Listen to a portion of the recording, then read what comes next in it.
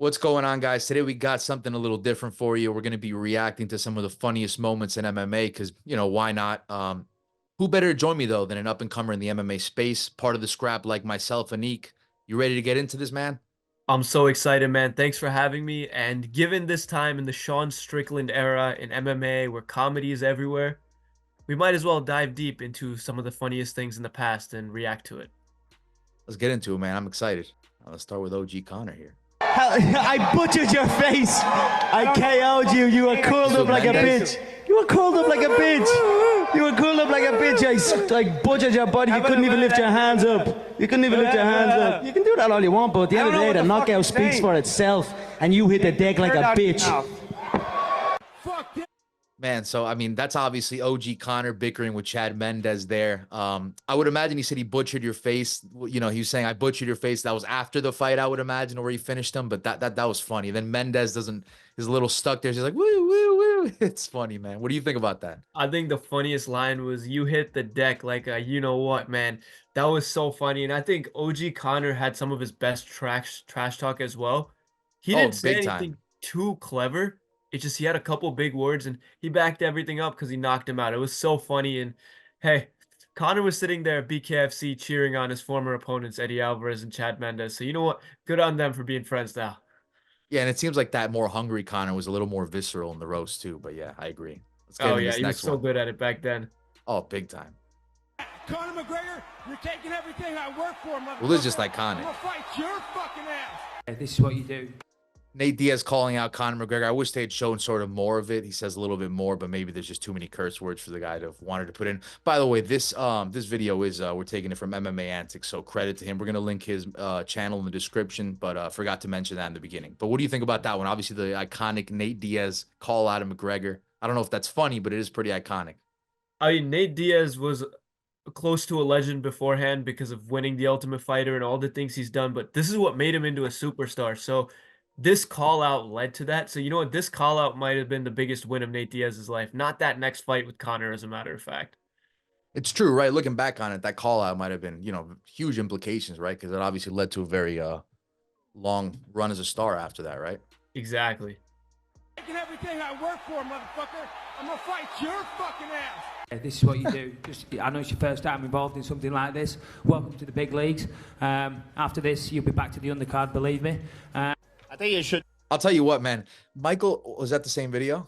Shut up. You're embarrassing yourself right now. Are you still drunk right now? Are you still drunk or what? What's going on? No, but I'm gonna go. What is going on with him? I'm gonna go have a beer. Your voice is kind of what is happening with you? My God, are you healthy? Are you okay? Is up here? Is it you can't hit too much or what? Hey, George, I'll go out on an all-night fucking bender and still beat you, pal. Man, I'll tell you what. I thought it was the same videos, two different videos, right? I thought it was the same one, but it's funny. George St. Pierre, Michael Bisping, rather, one of the most underrated trash talkers in the history of MMA. His comebacks are hilarious. His creativity always cracks me up. Michael Bisping did it classy. He didn't go at anyone's family or anything like that. That's why there was a video of Laura Sanko and Michael Bisping a couple weeks ago, and she was saying she misses the Bisping trash talk. The funniest thing is when Bisping talked all this trash, George St. Pierre, he was responding, and his accent, he just made it sound funny, and he was just being logical. And you know what this reminds me of? It's when John Jones told DC, I beat you after a weekend of coke. So it was funny. Yeah. And I mean, maybe that one's in there too, but that was such a funny moment. Again, Bisping is hilarious. You've got nothing going on between your ears, buddy, right? You look good, you don't talk good, and you ain't gonna find that good. Luke Rockhold and Chris Weidman couldn't sell a fight. They couldn't sell water to a thirsty man in a desert, right? I can sell sand to an Arab. Life. I'll tell you, these guys, I think some of the most gold, like the best snippets of Bisping's trash talks, like 95% of them from this Rockhold one. The one we're about to get into might just have me in tears, by the way. But go ahead. What do you think about the ones we saw? I mean, hey, they're fair references, and they're so funny just because, like, you could see how, like, irritated Luke gets. I mean, Luke has RBF, and it's hilarious. Yeah, Mike definitely got under his skin there. That was funny, man. Oh yeah, and that's he how paid you for it. Yeah. Overcome things. This one is the best, man. Out there, you believe it, and you achieve it, and that's what I do. I know what I'm gonna do. I know that I'm better than this. Sounds like the worst self-help book you've ever read. Conceive, believe, achieve. Shut the fuck up. You're just an average Finish it. bloke. You're just an average bloke. God. Good use of English I'm a fucking terminology. samurai. I'm gonna come in there What the silent, fuck is undetected, this? and I'm gonna knock you Samurai, out. I'm gonna make conceive, my believe, kill, achieve. and I'm gonna fucking Stop be it. out. You're making a I'll fool be of out on the yourself. next contract. What do you foresee for you? That's my favorite. That it has to be my favorite Michael Bisping trash talk moment, like of all time, man. Come see, believe, achieve. Go F yourself. That's so funny.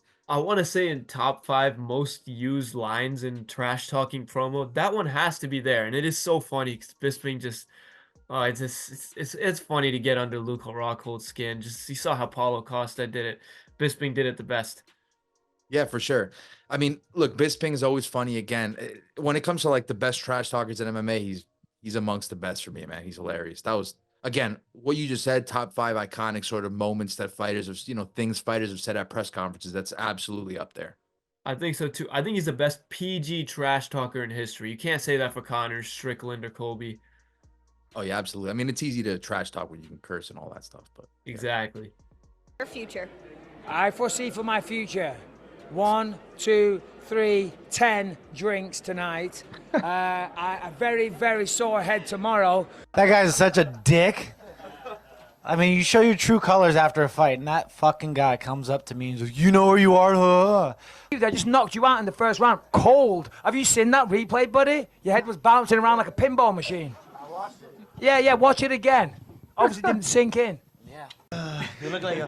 So I guess that's sort of the end of the Bisping one. What do you think about that one? That one's funny. I mean, it's like, it's kind of messed up in a way to like talk trash to a guy you just knocked out. But when Bisping does it, there's just such a nature to the way he does it that you can't help but laugh.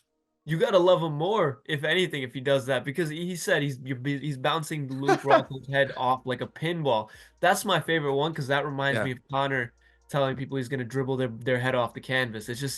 It's so good. And Bisping, I love when the UFC did the trash talk after fights. Just imagine if you did a Strickland Izzy trash talk after UFC 293. Like, also, I guess the medical team has gotten better because now they're not letting people who get knocked out go do interviews right after unless they're okay. True. It's probably for the better, but I do miss those press conferences, I must say. I those agree. post-fight ones where they're both in there, because obviously a lot of times both fighters still do, but not together. But yeah, nonetheless, those were iconic. Yeah. 50-year-old retired skateboarder. A little fat old man you look like. Anderson. I mean, the Conor McGregor and Uriah Faber rivalry, man, like Ultimate Fight. That's what really got me into the Ultimate Fighter. And I think that's Ultimate Fighter. People knew who it was, but that's one of the shows that like maybe put it on, put Ultimate Fighter on the map even more to an extent. You know what I mean? Getting Conor and Uriah and they're bickering back and forth. I totally agree. And this is another place where Conor was actually pretty classy in the show. He didn't say anything too, like, it was just the funniest roast at the middle school lunch table and the ones that had everyone laughing. And it's just every time Conor spoke, he said that. Absolutely. Yeah, Conor, I mean, it goes without saying, right? Conor's obviously up there with trash talking. As far as trash talk, he's up there with anybody. He started it all. Anderson Silva, you absolutely suck.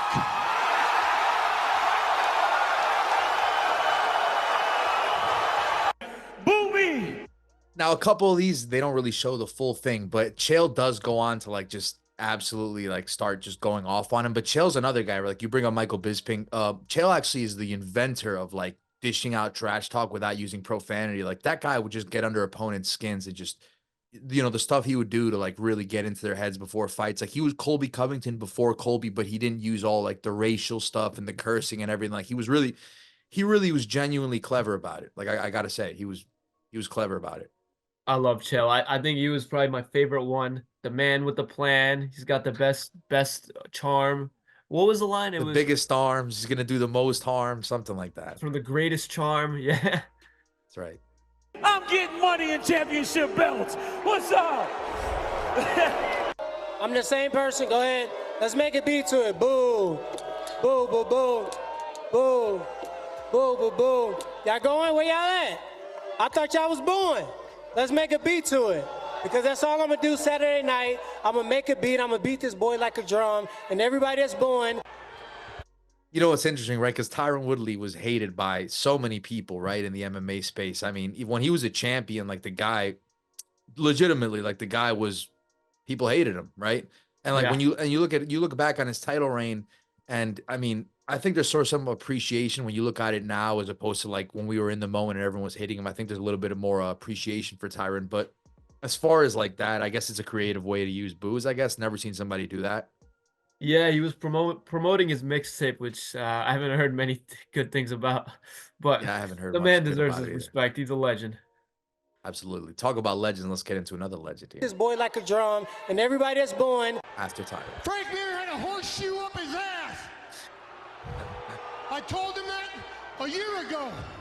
I pulled that sumbitch out, and I beat him over the head with it. Woo! I'm gonna go home tonight. I'm gonna sit down with my friends and family. And hell, I might even get on top of my wife tonight. See y'all later. Brock Lesnar, ladies and gentlemen.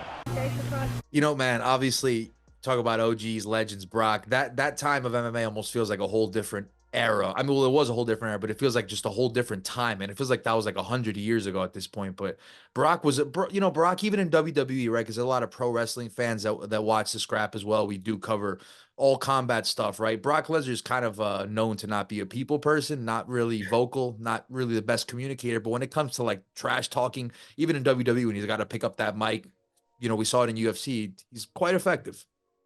He was one of the scariest guy with trash talk too, because he didn't care. He'd say what he wants, and he would do what he wants. And you know, let's get back to where these guys are praising their wives post-fight interview in whatever way instead of talking about other people's, like poor Gary.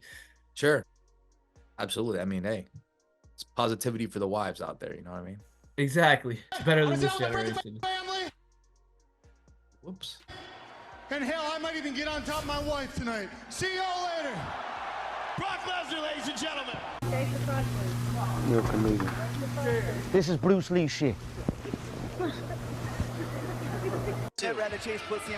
You know, just a quick thing on the Conor one. I know it's a short one, but I mean, the amount of unorthodox that he brought into the boxing world beyond just inside that boxing ring, like even the face-offs, evidently, he was just adding a whole new level of not something that the boxing world's used to, right? In that fight. Exactly, and he really grew the sport of boxing because of that fight. I mean, was that the biggest pay-per-view of all time? I believe so. Mayweather McGregor. It was, yeah. And I think it Conor broke the did a lot of Pacquiao that number. selling. Yeah, he definitely. Oh, absolutely. You could argue he did at least more than Mayweather, but you know. Oh yeah, 100%. What are you talking about? What are you talking about? We'll see. What are you talking about? We'll see. I'd rather chase pussy in my life on December 30th. I ain't doing it. I don't have to. What are you talking about? What are you talking about? We'll see. He's like a little child. I mean, that one was probably a little cringy. Yeah, right. That's not. I'd say that's probably the worst one as far as the ones we've seen so far. I'd say that definitely takes the cake. What do you think? Anything Dominic Cruz does is cringy. He's a great fighter, but Oh well, I was talking about Cody there. oh yeah, that was. I don't think Cody's a good trash talker either. I think he's better at fighting. Like him and Biggie, like they actually have respect for each other. I'm excited for that fight. Anytime Cody tries to talk smack, like he did against Kai Kara France, we know what happens. Like this is one of the few fights where he talked and he won. Exactly. At least he won that one. Yeah, that was on his rise to the championship too. Yeah, he's a champion for life, so he can talk whatever he wants, even if he gets knocked out at UFC 300. It don't matter. He's a champ, so for sure. Gangster from the hood, but at the same time, he coaches kids jiu-jitsu on a Sunday morning and goes on bike rides with the elderly. He makes gun signs with the right hand and animal balloons with the left hand. So you're a credit to the community. Fuck you. Fuck you. Bell. I don't give a fuck what you say, motherfucker. Yeah, thugging on mine, motherfucker. What you got?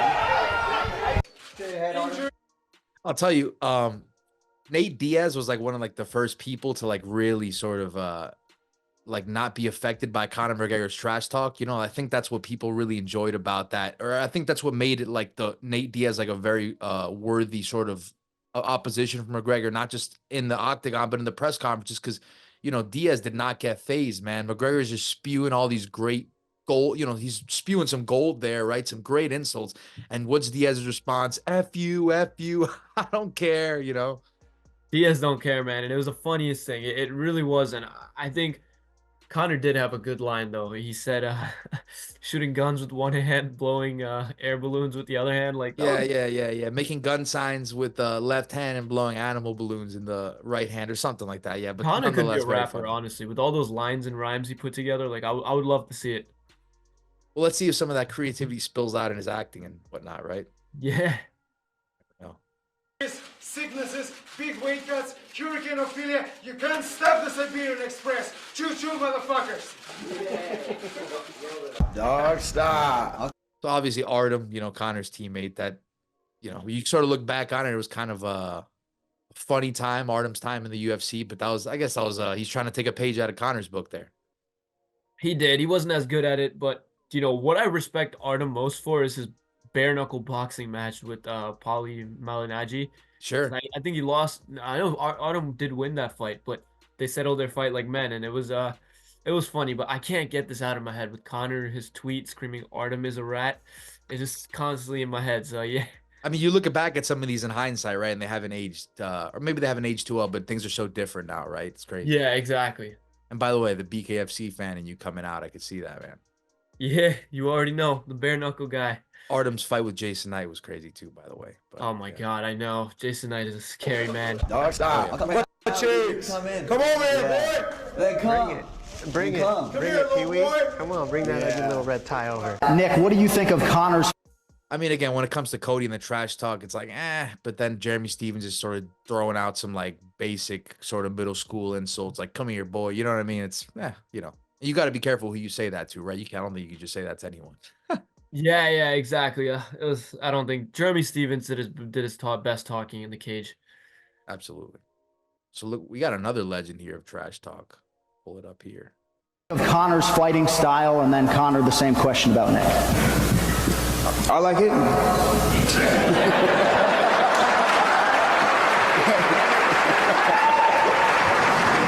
I like it too. So maybe that the first couple words cut out a little bit there, but the reporter asked him asked Nick Diaz rather, what do you think about Conor's fight style? And they asked the same to Conor about Nick. And in the typical Diaz fashion, short, sweet, and to the point with his answer, right? Yeah, man, and it was a weird energy between Conor and Nick Diaz. It was like a awkward, like we could get into it, but we also respect each other because we're that tough. It was weird. Out of all of Conor's opponents, I think the Diaz brothers, or Nate and Nick, I know Nick didn't fight him, but like they respect him the most. Yeah, I agree. You're right, though. Definitely a little bit of a weird tension there, but maybe not necessarily like a, pure negative one. But yeah. You give us a quick count to 10, both of you gentlemen, if you don't mind, just if you wouldn't mind counting to 10. Nate can only count to 5. 10. Oh my God. Count to 5, Nate, will you, if you can? Again, man, just Conor, when he was on that rise, man, when he was like that hungry, just dog. He didn't have all those gold belts on his waist or on his shoulders, rather. His trash talk was just so good, man. This one had me laughing a lot, even back then when it happened. It's just so like, there's nothing to say. It's just funny and true. It's Conor. There's nothing to say, man. What can you say? Exactly. Yeah. Will you, if you can? Oh, this is a great one. With a suit on. I could look like a crackhead with a suit on, but I've never been a crackhead like you don't. Yesterday, I do not remember. I mean, if you're John Jones, you walked right into that one, man. Like you don't need to be bringing those subjects up when roasting somebody, because there is quite the ammunition on you, right? I totally agree. You know what's the best part though? John's just sitting there nodding his head. He's like, all right, yeah, and I'm still gonna whoop you. Like, It's just John Jones. When he embraces the bad guy, he's like, yep, that's what I did. I think that's the best version of him because it's the genuine version. When you're one of the greatest fighters of all time, maybe the greatest, I think you're going to have some confidence, right? No matter what happens. Agreed. I do not remember seeing that mark on your forehead. Where did that come from? It's a delicate question, I had a late training in my room, so a few ladies came and they make us question. I knew this was said. Are you okay? Huh? Are you okay? Excuse me? Does it hurt? Are you okay? No, I'm okay, but they're not. All right. You ask. All the training. I love at the end of it, he was like, you asked, like, what do you want me to say? You want me to lie to you? By the Mirko Krokop, great fighter. And I mean, I guess not really known for the trash talk, but that is freaking hilarious. Very funny moment. And it wasn't even like trash talking somebody, which is what I love too. Exactly. Ariel always walks into the questions about people talking about how them and their wives or them and their ladies did something. Like it's too funny. That was all Helwani, wasn't it? Yeah, the OG. Let's react to a couple more here. All right. You ask. All the training and all the sex I've been getting. Yeah, my body needs some time off. What round they rise and fine ass at? Takedowns in. Okay, so that one, you know, it's funny because Derek Lewis just knocks out Travis Brown, or maybe it's not that funny because I don't want Travis Brown to knock me out in return. But Derek Lewis, you know, he knocks out Travis Brown, big heavyweight fight back in, maybe not back in the day, but a few years back at least, I'd say. And Travis Brown, who just so happens to be the husband, I don't know if he was a husband at the time of Ronda, but whatever, her man. And, you know, Derek obviously says that in the post-fight interview. It's going to ruffle some feathers, obviously, but to most people, it was funny. What about you? Because there was a lot of controversy regarding Travis Brown's past actions, allegedly, like a lot of people supported Derek and they didn't care what he said on the mic. They were just going to cheer on him anyway because like he was standing up against certain things that happened. Yeah. No, Derek's hilarious, man. I think Derek's just a true testament to like really just be loose in there. You know what I mean? Like just be yourself. Exactly. And even when he loses, he is truly himself, whether we like it or not. Absolutely. Let's do one more here. Yeah. All right, man, I'm done talking to you. You can't be done talking to me. You're right here facing me, dummy. You gotta talk to me. You have no choice. You got nowhere to go. Keep talking. Like, you know, this is I mean, okay, so we did badmouth Cruz a little bit there before. That was a good one. I'm going to give him that one. Like, you got no choice, dummy. You're right here. Talk to me. Start talking. I love that. That's kind of a different approach, but I like it. I got to give him credit, but did you see how TJ was like, damn, like, he's right. That was one of the few times I saw TJ give props back. He's lost very few times in his career, but he gave his nod. Hey, man, I mean, when they get you, right? Exactly. I think that's going to wrap it up. Obviously, went through quite a number of them there. Maybe it's something we'll do in the future. Maybe it's not. We're going to have to see sort of, you know, how it plays out, how the whole thing, how you guys like it, the feedback, all that good stuff. But I think we're going to wrap it up there. You know, I really did enjoy that.